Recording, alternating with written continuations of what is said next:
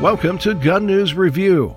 Police in Texas are working with authorities in Taiwan for the return of Cody Wilson, the man who's been the focus of the 3D gun debate. Wilson was charged by police in Austin with sexual assault after allegedly paying for sex with a 16-year-old girl. Austin police say Wilson was last known to be in Taipei, but it's not clear why he traveled there. But they did say he frequently travels there for business. Wilson had been scheduled to fly back to the U.S., but missed the flight. He reportedly missed that flight after a friend of the victim told him he was being investigated. Wilson owns a company that has provided 3D printed gun blueprints. There's been a storm of national debate on whether the files should be made readily available to the public. Gun control advocates were quick to try to twist Tom Selleck's resignation from the NRA board into something it's not.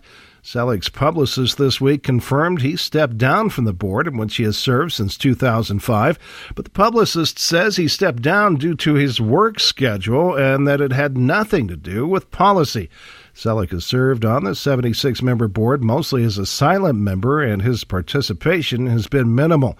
Selleck's publicist says he remains an NRA member, something he's been proud to say he is since he was 8 years old. The Washington Post reports the NRA's 4 flagship magazines added nearly 350,000 subscribers between February and June of this year, reversing more than a year of decline. The report says the increase suggests there's been a spike in recruits following the February school shooting in Parkland, Florida. The NRA doesn't disclose how many members it has, but the magazines are provided as a perk to members once they join, and subscriptions to the publications could be an indicator of membership numbers. In the NRA's latest statements covering January through June, magazine subscriptions rose from just over 3.7 million to over 4 million. Much of that increase is in subscriptions to Shooting Illustrated. Caitlin Bennett, who has become known as the Kent State Gun Girl, is now planning an open carry walk later this month around the Kent State campus in Ohio. She had initially planned an open carry rally on campus, but the school banned guns at that rally and said she'd have to pay more than $14,000 in security costs.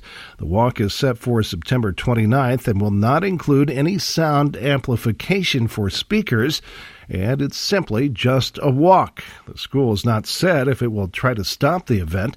Bennett gained nationwide attention when she posed for a graduation picture at Kent State in May with an AR-10 slung across her back. The Wall Street Journal reports that more than 100,000 ads promoting stricter gun laws have aired so far this year. The paper says that number is a drastic increase compared to 4 years ago as Democratic candidates seize on the issue ahead of November's midterms. Based on data from Kantar Media and CMAG data, the news organization found that just over 103,000 pro-gun control ads aired, which is 22 times more than the number of just over 4,000 that aired during the same period in 2014. The Journal reports anti-gun control ads are also up, but not by as much. You're listening to Gun News Review.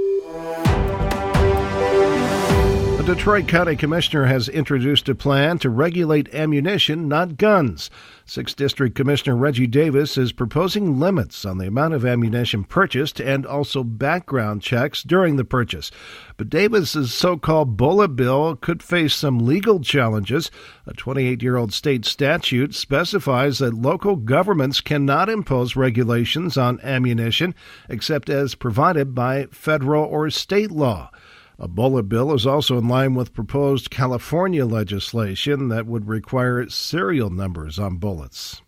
The NRA has endorsed Marsha Blackburn for U.S. Senate in Tennessee, calling her a champion of our Second Amendment freedoms. The announcement says Blackburn strongly opposes the Pelosi-Schumer-Bloomberg gun control agenda and will vote for pro-gun Supreme Court justices. The NRA claims her opponent, Democrat Phil Bredesen, would be a rubber stamp for Chuck Schumer's gun control agenda and that he can't be trusted to defend our Second Amendment rights. And police at the University of Nebraska at Kearney are now carrying guns 44 years after they were told they no longer could. The university's 8 officers this fall began carrying Glock 40 caliber handguns, saying the students and campus will now feel safer. The university said the lack of handguns was preventing the police force from falling in line with the policies, procedures, and equipment at other university systems.